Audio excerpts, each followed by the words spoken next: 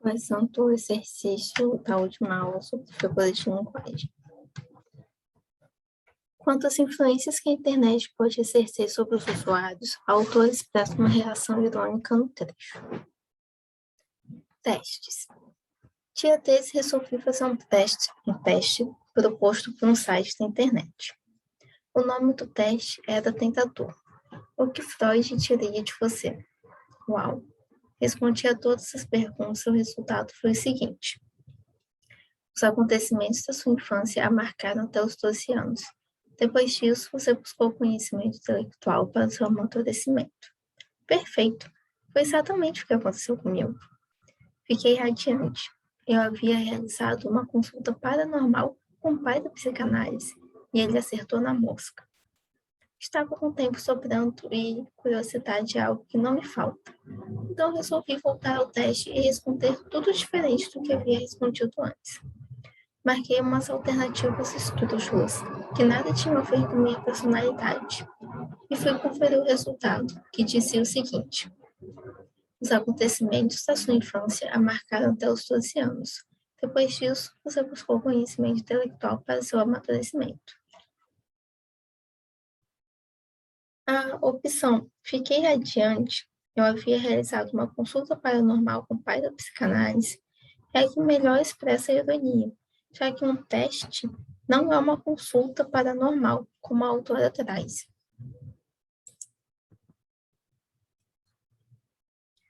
Na frase, dada de nossa independência política e do meu primeiro cativeiro pessoal, ocorre o mesmo recurso expressivo de natureza semântica que em. Antes, precisamos pensar o que há na frase da questão. Quando se fala em independência política e cativeiro pessoal, a gente acaba tendo ideias opostas, ou seja, uma antítese. E a opção que também apresenta uma antítese é: há tanta gente lá fora, aqui dentro, sempre, como uma onda no mar.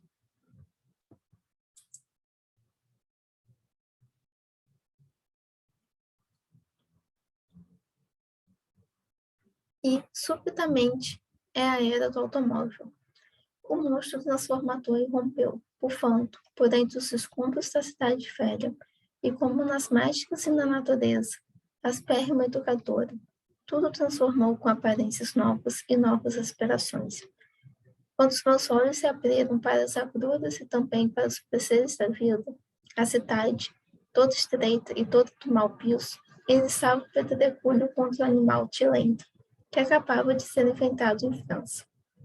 Só pelas ruas esquias, dois pequenos e lamentáveis corretores tinham tido a ousadia de aparecer. O vocabulário empregado no parágrafo acima, de João do Rio, reflete o choque cultural motivado pelo ingresso do automóvel no cotidiano dos cariocas. Com base no texto, responda as questões que se seguem. Transcreva os dois verbos que representam uma animização e indique o valor expressivo desse recurso. Sendo o texto sobre carros, dizer que ele estava bufando e que irrompeu é uma forma de transformar o carro em algo vivo. Então, aqui, nós temos uma animização. Letra B. Identifique e explique a figura de linguagem correspondente à relação de sentido entre as palavras agruras e prazeres.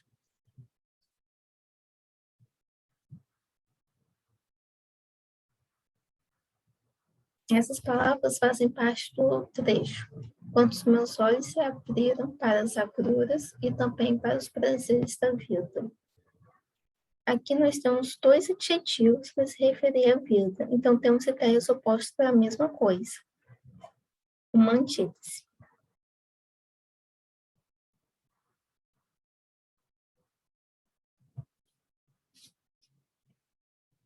Na tirinha abaixo, Calvin tenta convencer seu pai a comprar um de seus desenhos. Para isso, o menino utiliza uma figura de linguagem com a intenção de valorizar o trabalho feito por ele. A figura utilizada é: lembro de quando eu nasci? Não conseguia nem me virar na cama sozinho. Meus olhos não sabiam focalizar. Eu não conseguia fazer nada. Imagine o trabalho que foi desenvolver as habilidades motoras para segurar um giz de cera, colocar sua ponta sobre o papel e imprimir movimentos conscientes e coordenados. Este desenho é o resultado de 6 anos de obstinada labuta, uma vida inteira de esforços para chegar a tal resultado. Ainda assim, não vou pagar de $500 por ele. Ele vai valorizar, é um investimento. Pela leitura, a gente consegue perceber como Calvin exagera sobre a importância de seu desenho, o que caracteriza uma hipérbole. Assinale a opção que apresenta um exemplo de comparação. Letra A. Depois aparecem muitas pessoas bem vestidas, cavalheiros com sapatos reluzentes, senhoras com roupas de renda e chapéus imensos que a presa da tarde procura docemente arrebatar. Bom, aqui a gente não tem nenhuma relação sendo construída. B. E dentro dele vem a noiva, que não se pode ver, pois está por perto de cascatas de véu, como se viajasse dentro da Via Láctea. Aqui sim, nós temos uma comparação entre os véus e a Via Láctea. Então, essa é a resposta certa.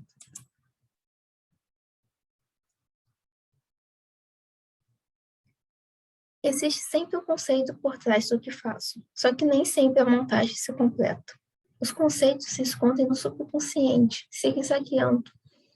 zigue-zagues que atordoam. Quando o xadrez funciona, o conceito é formado por encaixes, eliminando a importância exagerada que poderia ser dada a certas fotos mais formais. Não são acasos felizes, pois desde o começo de um projeto, uma ideia já existe. Apenas ela é flexível e se deixa impregnar pela existência das pessoas fotografadas.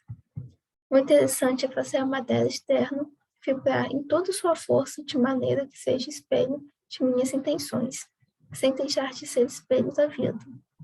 Coração, espelho da carne. Edward Weston diz nos notebooks que a câmera deve ser usada para documentar a vida. Documentar no sentido íntegro, não para ter chapa automático, que é algum acontecimento mais importante histórico ou socialmente, porém o documento de vida. Diria que revelar essa vida, essa força, é o essencial, pois de qualquer forma o documento sempre será a foto tomada. Ele continuou. Retendo a verdadeira substância da coisa em si, seja ela aço polido ou carne palpitante. O texto apresenta algumas figuras de estilo, como por exemplo a metáfora. O parte focal busca um emprego metafórico está indicado em. Bom, sendo esse um texto sobre fotografia, as comparações metafóricas feitas são com o jogo e os movimentos do xadrez. Então, a resposta certa é a opção zigue-zagues e xadrez. Essa comparação metafórica acontece bem aqui no primeiro parágrafo. Óbito do autor. Há algum tempo hesitei se devia abrir estas memórias pelo princípio ou pelo fim, isto é, se poderia em primeiro lugar o meu nascimento ou a minha morte. Suposto o uso vulgar seja começar pelo nascimento, duas considerações me levaram a adotar diferente método. A primeira é que eu não sou propriamente um autor difunto, mas um defunto autor, para quem a campo foi outro verso. A segunda é que o escrito ficaria assim mais elegante e mais novo. A metáfora presente, a campa foi outro berço, passeia-se. Sabendo que a relação, sabendo que campa é onde se enterra as pessoas, a metáfora desse trecho está na semelhança que a campa e o berço teriam, de ser o local de descanso no início e no fim da vida. Então, a resposta certa é na relação de similaridade estabelecida entre campa e berço.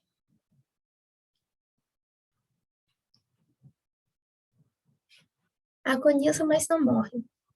Sampa agoniza, mas não morre. Alguém sempre te socorre, antes do suspiro derradeiro. Sampa, negro forte, destemido, foi duramente perseguido, na esquina, no botequim, no terreiro. Sampa, inocente pé no chão, a vida guia do salão, te abraçou, te envolveu. Mudaram toda a tua estrutura, te trouxeram outra cultura, e você nem percebeu. O samba é personificado em todo o texto abaixo. As características a ele atribuídas indicam uma transformação ao longo do tempo. Compare-se no trecho que vai do verso 5 ao verso 12. Compare duas características que revelam essa transformação. Justifique sua resposta.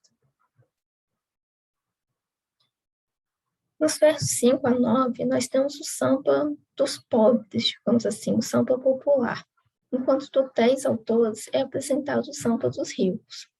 Então, foi feita uma comparação entre o samba popular e o samba de salão. Pode parecer pouco, mas de tijolinho em tijolinho, podemos construir os maiores muros. Muros não, podemos construir pontes. Os termos muro e ponte são frequentemente utilizados em sentido figurado para se referir a barreiras e conexões. Na tirinha abaixo, Armandinho defende a importância de pequenas atitudes para a construção de vínculos. Qual é a figura de linguagem utilizada?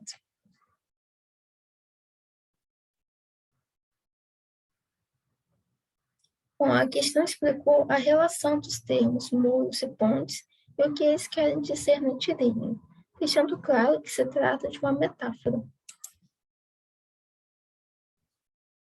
Leia o poema abaixo e responda as questões que seguem. Olha estas velhas árvores, mais belas do que as árvores moças, mais amigas, tanto mais belas quanto mais antigas, vencedoras da idade e das groselas.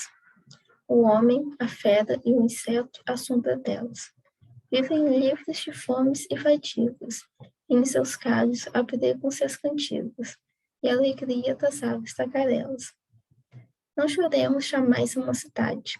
Envelheçamos rindo, envelheçamos, como as árvores fortes envelhecem. Na glória da alegria e da vontade, agasalhando os pássaros nos ramos, dando sombra e consolo ao que padece. Letra A. Identifica o verso em que há comparação. Lembrando que uma comparação tem um conectivo, podemos apontar o verso envelheçamos como as árvores fortes envelhecem. Aqui. Letra B. Destaque as passagens onde o autor empresta às árvores características humanas. Ou seja, em que há prosopopeia. Aqui no início, quando ele fala das árvores moças, mais amigas, e aqui no final, quando ele comenta que elas envelhecem. São características humanas que estão sendo dadas à árvore. Todos os dias, quando acordo, vou correndo tirar a poeira da palavra amor. Quanto à construção de sentido do fragmento de Clarice Lispector, texto acima, pode-se afirmar. O trecho "quanto acordo" expressa no fragmento uma circunstância de sentido conotativo, ou seja, um sentido figurado. Bom, não necessariamente, né? Aqui o valor conotativo está mais na ação de tirar a poeira de uma palavra do que a ação de acordar. A expressão tirar a poeira se desloca da denotação para a conotação. Sim, né? Tirar a poeira é uma ação que pode ser literal, ou seja, denotativa. Mas como aqui está relacionada à palavra amor, acaba se tornando uma ação figurada, uma ação conotativa. Essa é a opção certa. Leia a tirinha abaixo e indique a figura de linguagem presente no segundo quadrinho. Em todo o mundo existem políticos depostos por escândalos. Os políticos são como fraldas, têm que ser trocados constantemente e pelo mesmo motivo. Bom, a questão pede a figura do segundo quadrinho, então esse aqui. Os políticos são como fraldas. Aqui a gente tem o uso um conectivo como e está sendo estabelecida uma relação de semelhança entre políticos e fraudes. Então, não teria como ser outra figura de linguagem do que a comparação.